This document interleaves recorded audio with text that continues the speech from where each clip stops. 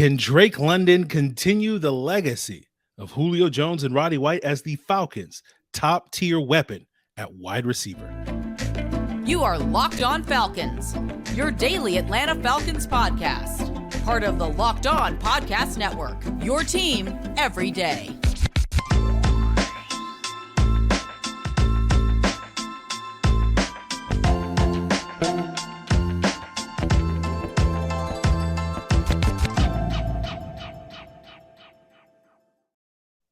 So, guys, you know me. I'm Aaron Freeman, a.k.a. Mr. Drew, a.k.a. Sirius Black, and the very humble host of this illustrious Locked On Falcons podcast, your daily Atlanta Falcons podcast, part of Locked On Sports Atlanta, your team every day. And we thank each and every one of you that makes this illustrious podcast your first listen each and every day. Shout out to the everydayers. Follow in their footsteps by subscribing or following for free on YouTube or wherever you listen to podcasts.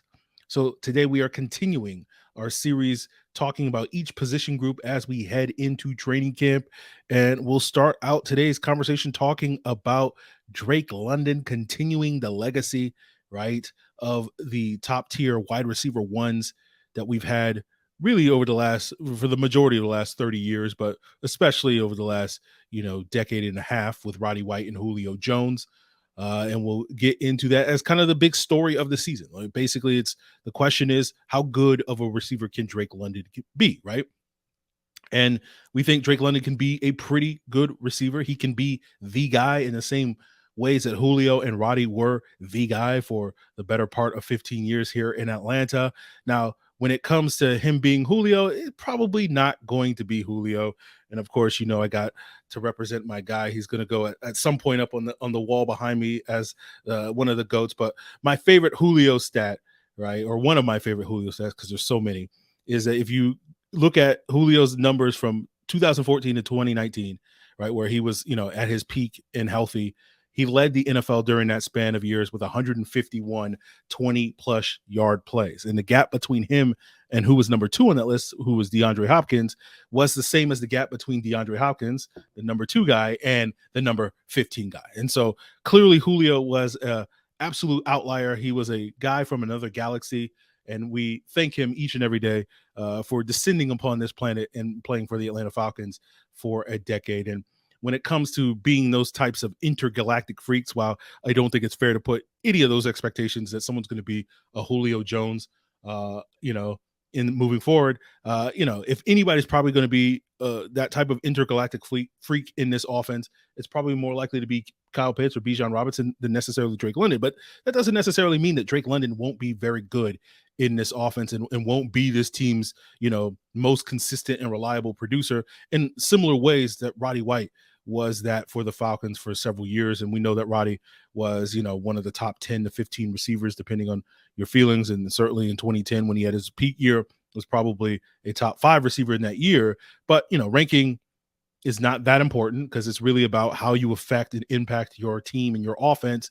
And that's why I don't necessarily get too caught up in rankings here on this podcast because, it's, to me, the question is, how do you help me win on Sundays? But when we talk about that impact and effect on offense, what that is for Drake London, like it was with Roddy White and to a lesser degree with Julio Jones, that's that reliable security blanket, that is that chain mover that basically when your offense needs a play, he's the guy that makes the play, right? And we've talked in the past about, potential ways that the Falcons may be limited on offense in 2023. And this is where Drake London could have a significant impact on this team, which is one of those ways is the tendency that they may have to rely on a lot of long methodical drives versus being able to get a lot of chunk yards with explosive plays. And the second way they may be limited is, we've talked with Matt Waldman in the past about Desmond Ridder's potential issues, reading leverage against man coverage and being able to attack man coverage effectively.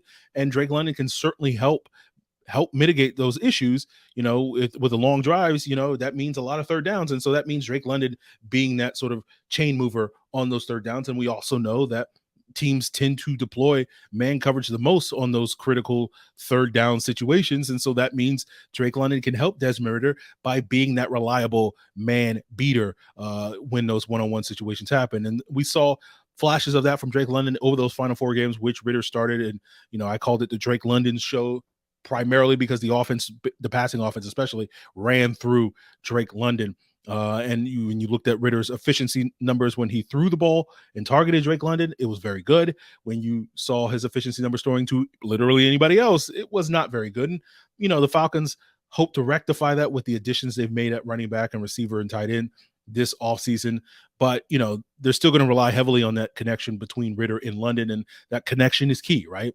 We saw Ridder trust in Drake London enough to throw into double coverage at times, and that may create problems in the future if he continues to do that. But the fact that Drake London was seen as that sort of security blanket, and I think was generally effective and reliable when he was bracketed in those situations, I think speaks to one of the reasons why I'm such a fan of Drake London. And I've in the past called him a psychopath, and what I mean by that is, he's kind of hyper competitive, right? He's kind of wired the right way that he's going to rise to those challenges and be, potentially for the Atlanta Falcons moving forward, similar to what we've seen from other receivers, that are that reliable go-to weapon like Keenan Allen, Michael Thomas, Anquan Bolden, Chris Godwin type of receivers. And you may note all four of those players share something in common where I think many would categorize them as big or power slot receivers. And I think Drake's ability to create mismatches in the slot is very intriguing, right? Given his size, given his route running, that you look at the numbers, looking at PFF's yards per route run metric, their wide receiver efficiency metric, Drake London's yards per route run was 2.60 from the slot, which was the sixth best in the NFL among slot receivers. And I'll be curious to see if the Falcons utilize Drake more in the slot in 2023. I think they will try to get him involved, but it may be reserved for critical down situations, third downs, red zone, as opposed to every single, passing opportunities, because the Falcons have a lot of other players that are also potentially good slot receivers elsewhere on the team. And that's not to sit here and say that Drake is lacking in some way as an outside receiver. I think he's very good there. I just don't think he's necessarily approaching the upper tiers of the NFL when it comes to being an outside receiver, where typically in the NFL, you're looking for guys that are either elite separators or bring speed to the equation. And while Drake, I think, does a solid job separating due to his good route running, he's not necessarily separating because of natural quickness in the same ways that we saw someone like a Calvin Ridley being able to just separate easily from corners. And of course, Drake's speed is not necessarily, elite or by any means. It's just sort of okay on that. And I don't say all that stuff to knock Drake London. I'm just trying to explain to you why I have certain expectations, because, I'm evaluating the player and I say, okay, he does these things well,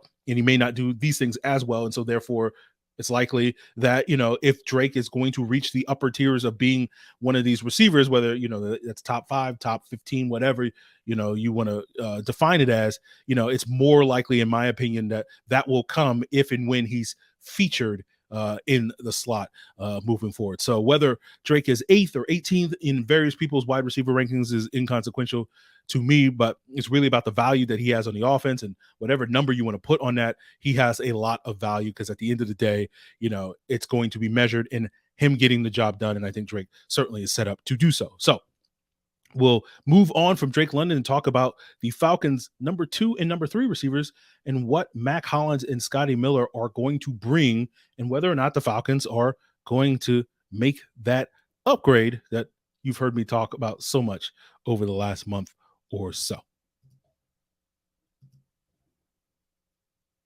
But first, guys, baseball season is in full swing, and there's no better place than to check out the action at FanDuel, America's #1 sportsbook, because new customers right now can get a no-sweat first bet up to $1,000. That means you get $1,000 back in bonus bets if your first bet doesn't win. You can't lose. And whether you want to bet on Major League Baseball, you want to bet on the upcoming NFL season, the Falcons winning the division, Bijan Robinson, Offensive Rookie of the Year, Falcons going to the Super Bowl, whatever you want, you can do so at America's #1 sportsbook. I love their parlay builder for Major League Baseball. You can kind of select the players, mix and match, who's going to get runs, hits, homers, right? And parlays allow you to bet a little so that you can win a lot. So, whatever you want, head on over to FanDuel at FanDuel.com/lockedon and use your no sweat first bet up to $1,000. That's FanDuel.com/lockedon. FanDuel, an official partner of Major League Baseball.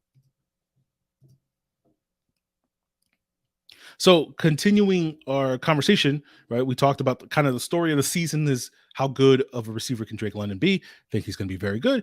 I think the story of the summer is going to be, are Mack Hollins and Scotty Miller good enough to be the Falcons' number 2 and number 3 receivers, right? And if you've been an everydayer here on this podcast over the last 6 or so weeks of this podcast, you've heard me talk a lot about the Falcons' potential to upgrade their number 2 wide receiver. And I think the reasons why that has been a conversation should be pretty self-evident. Adding another reliable option, whether that be on third downs, red zone, or the ability to increase the number of explosive plays in this offense, should be obvious why that's valuable to this team. And, I think the counter has always been like, oh, well, we're a run first team. And, the whoever that number 2 receiver is not going to get a large amount of production. And that's used to kind of downplay that need. And I understand that. You heard me on yesterday's episode talk about how this offense's foundation is the running game, and they're absolutely going to be a run first team. But the goal should be to, when you do throw the ball, even if you don't throw the ball a lot, to be as efficient and as explosive as you possibly can be. And, when we talk about, the lack of volume that a number 2 wide receiver will get in this offense, I sit here and I go like, who cares about volume, right? That's fantasy football stuff. That's not reality football. Reality football is more about efficiency. And, did you convert the 3rd and 7? Did you score when you got to the red zone? Like, that's the stuff that really matters and shapes the outcomes of reality football as opposed to fantasy football. But we're not going to spend much time talking about, Corey Davis or Hunter Renfrow or any of the other receivers that could be that option for the Falcons moving forward. Let's talk about the receivers that the Falcons do have, which is Mack Hollins and Scotty Miller. And Mack Hollins is that lead candidate to be that number 2 receiver. He checks a lot of the boxes that Arthur Smith likes as a wide receiver in this offense. He brings size at 6'4", 220. He runs a limited route tree, you might say.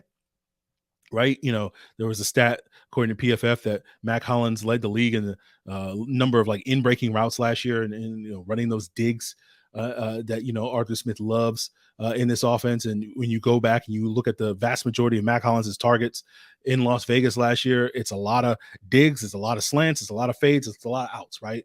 And I've joked in the past that, Arthur Smith's route tree for an outside receiver is basically those 4 routes: digs, slants, fades, and outs. Right.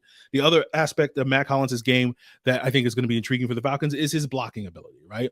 Guess who was PFF's 6th highest graded run blocker at the wide receiver position last year? Mack Hollins. So he checks a lot of the boxes that Arthur Smith wants in that number 2. And we've compared Mack Hollins favorably to Mohamed Sanu in the past. And, Sanu also was not a high volume wide receiver playing opposite in a high volume number 1 receiver in Julio Jones here. And that's similar to exactly what Mack Hollins was in Las Vegas last year, playing opposite Davante Adams, right? And that's the type of player that's more of a role player than necessarily a, premier number 2 receiver. And so, the question with Sanu was, and the question with Mack Hollins will be, is if he doesn't have that true alpha number 1 wide receiver like a Julio, like a Davante Adams, how effective is he going to be? And then again, as I just described, I'm a big fan of Drake London, but I don't think he's going to be on that level as arguably the best receiver in the league, like Davante Adams has been the last couple of years, and like Julio was during his prime when Sanu was here. So that suggests that maybe, that number 2 receiver, in this case, Mack Hollins, is going to have to sort of carry his own weight a little bit more. And I think it's a fair to question if he is capable of doing more than that. But I think the Falcons bet is kind of like, okay, if we don't have one Julio or one Davante Adams, the combination of maybe Drake London and Kyle Pitts will have a similar effect. And that will allow Mack Hollins to settle in as that role player. And we kind of saw that, in Sanu's best years, right? Or the Falcons' best years when Sanu was here, I should say, right? Where Sanu was kind of more of the, if he was the number 2, he was like the number 2B receiver, because the 2A was more Taylor Gabriel and Calvin Ridley in 2016 and 2018. And while, of course, longtime listeners know I wasn't necessarily the biggest fan of Mohamed Sanu, the one thing I will say in Mack Hollins' favor when comparing him to Mohamed Sanu is the Falcons are only paying him, on a 1-year, $2.5 million contract rather than paying the 4 years, $25 million that the Falcons wound up giving Sanu over his time here in Atlanta. So Mack Hollins, if he is just Mohamed Sanu, we are actually getting him for a great bargain, which those of you that recall was my biggest beef with the Sanu signing. Was it's like we paid a lot for a Mack Hollins type of player, if you ask me. But, let's talk a little bit about Scotty Miller, because we're talking about Taylor Gabriel and Calvin Ridley, sort of combining to be, with the Sanu type of receiver. And that's kind of, I think, what Scotty Miller has the potential to be and have a similar impact to what Taylor Gabriel had in that 2016 season, with the ability to generate those explosive plays, right? The Falcons are not an offense that are going to feature a lot of 11 personnel, that 3 wide receiver sets this year. They're near the bottom of the league in terms of that. And we've talked in the past about the Falcons will try to use other personnel groupings to kind of mimic 11 personnel, those 3 wide receiver sets. So they'll use 12 personnel, the 2 tight end sets, and have Pitts or Jonnu Smith potentially line up more as a wide receiver. They'll use the 21 personnel with 2 running backs, right? And they'll put Bijan or Cordero Patterson on the field as that second running back and maybe motion them out to the wide receiver out wide or to the slot or whatever.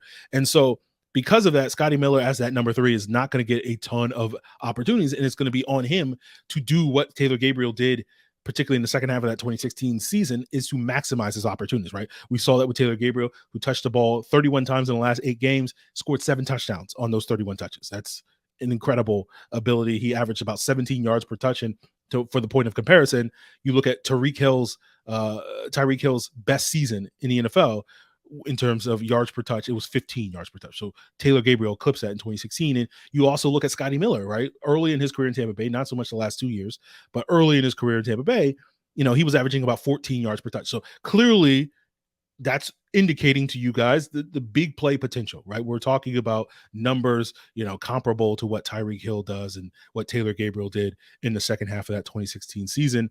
And I think like Taylor Gabriel, the Falcons with Scotty Miller can be very creative with the ways that they get him the ball, whether that's screens and reverses and jet sweeps, in addition to, him lining up in the slot and running those option routes and whatever else. And also, lining up outside and taking those design deep shots, whether that's go balls or deep posts or whatever, right? Because I think Scotty Miller, like Taylor Gabriel, since Taylor Gabriel, I think Scotty Miller is probably the front runner to be considered the fastest receiver the Falcons have had, if we're not also counting Julio Jones. But it's to me, in terms of having that turbo level speed that Taylor Gabriel had, it's either Scotty Miller or Marvin Hall that's at the top of that rankings when it comes to who's the fastest guy. And those are guys that truly can threaten defenses deep. And so despite the fact that we spent a lot of time on this podcast in May and June talking about the potential of the Falcons upgrading the wide receiver position, I think because of what Hollins and Miller have the potential to be in this offense,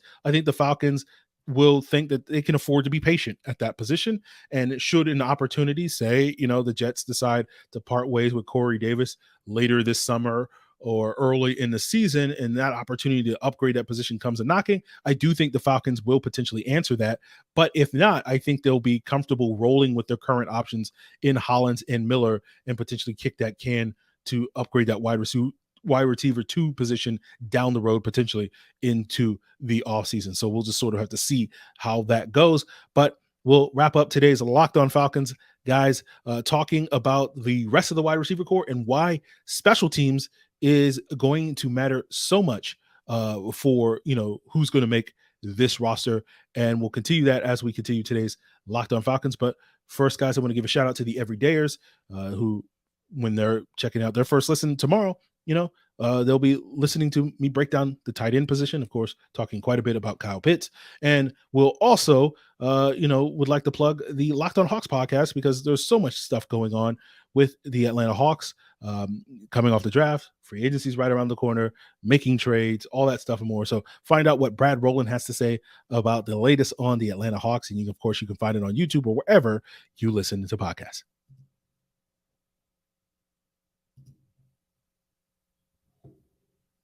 So we're talking about how special teams matter for the rest of this wide receiver group, because once you get past the top 3 guys, the ability to make the roster and contribute at wide receiver is kind of going to rest on your ability to perform and impact on special teams. And that's why KhaDarel Hodge is kind of the de facto locked for the number 4 wide receiver position, or near lock to fill that role, because of his value as a gunner on punt coverage on special teams. And it doesn't hurt that, KhaDarel Hodge contributed occasionally on offense, blocking, moving the chains, generating an explosive play or 2 as well. So that helps if he's forced into the lineup. But that number 5 wide receiver spot behind KhaDarel Hodge, who's going to be the number 4, may wind up being determined by who wins the punt return job. Boy, Avery Williams out for the season. That spot is wide open for grabs. And we heard Arthur Smith mention 4 players by name, and it won't necessarily mean that those are the only 4 guys that are going to win the job, but those are potentially the 4 front runners. And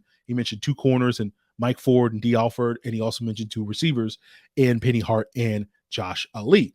And, I think it's a toss up whoever's going to win those jobs. I don't have a horse in the race or anything like that. But, if the punt return job does wind up getting won by one of those 2 corners, then I do think that's going to open the door for others to potentially, win that number 5 wide receiver spot over guys like Hart and Ali. And I think then offensive impact could be part of the equation, but I still think that's going to be a special teams forward type of position that, in the event of an injury, on the upper levels of the Falcons wide receiver depth chart, even then that wide receiver 5 is still not going to get a lot of run. Like, you would have to have like 3 of the top 3 receivers all go down before that wide receiver is going to get significant snaps on offense. So again, special teams is still going to matter quite a bit for that guy's ability to make the roster. But, if that 5th spot isn't going to the punt returner, then I think guys like Frank Darby, Penny Hart, JJ Arcega-Whiteside, who have NFL experience covering kicks and punts, does give them a potential leg up in that regard. But it'll be interesting to see who else emerges, right? We don't have Jared Bernhardt, aka Bernie Sanders, who captured the hearts and minds of Falcon fans last summer, as so many young, wide receivers tend to do in training camp.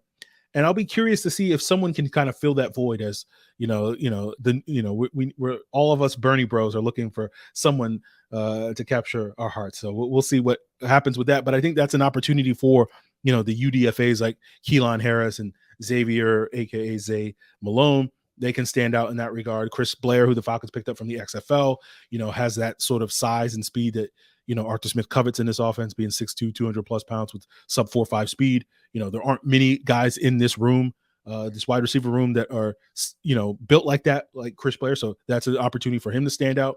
You have Slade Bowden, the sort of classic slot receiver from Alabama. But the good thing that Slade Bowden has going for him was he played quite a bit of special teams at Alabama.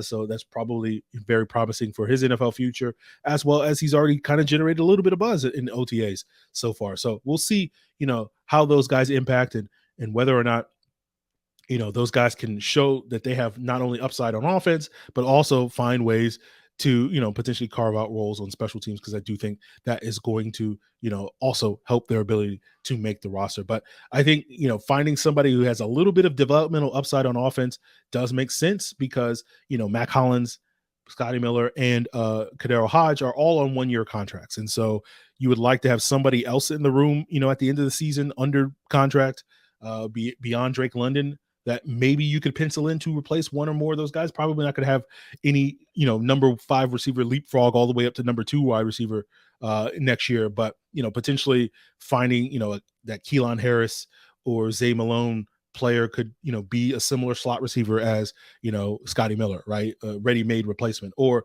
one of these guys could be, an ace gunner in the same way of KhaDarel Hodge, so that the Falcons could feel comfortable letting one or more of those impending free agents in Hollins, Miller, and Hodge walk, because they have a ready-made replacement. So we'll just have to see who sort of steps up in that regard, and we'll have to sort of see if, the competition that the Falcons have at wide receiver, makes them, by the time we get to week 1 of the regular season in September, do they feel comfortable with the guys they have, or is this something that they're going to explore? And of course, that's going to be an ongoing conversation all summer long, but that's going to end our conversation here on today's Locked On Falcons. And of course, ultimately, when we talk about the wide receiver position and we talk about this offense in general, we kind of know that, or at least I believe that the ceiling of this offense will potentially be determined by their ability to generate explosive plays.